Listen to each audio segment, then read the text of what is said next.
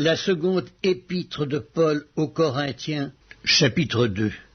Je résolus donc en moi-même de ne pas retourner chez vous dans la tristesse, car si je vous attriste, qui peut me réjouir, sinon celui qui est attristé par moi?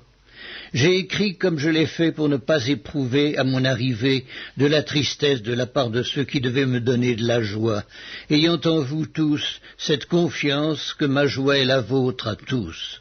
C'est dans une grande affliction, le cœur angoissé et avec beaucoup de larmes, que je vous ai écrit, non pas afin que vous fussiez attristés, mais afin que vous connussiez l'amour extrême que j'ai pour vous.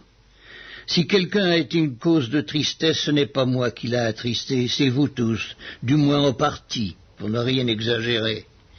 Il suffit pour cet homme du châtiment qui lui a été infligé par le plus grand nombre, en sorte que vous devez bien plutôt lui pardonner et le consoler, de peur qu'il ne soit accablé par une tristesse excessive.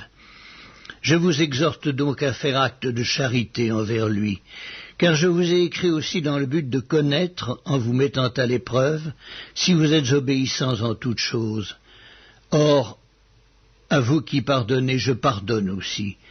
Et ce que j'ai pardonné, si j'ai pardonné quelque chose, c'est à cause de vous, en présence de Christ, afin de ne pas laisser à Satan l'avantage sur nous, car nous n'ignorons pas ses desseins.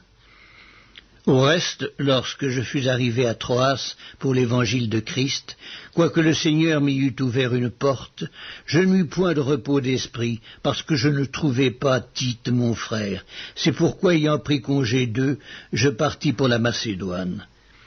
Grâce soit rendue à Dieu, qui nous fait toujours triompher en Christ, et qui répand par nous en tout lieu l'odeur de sa connaissance.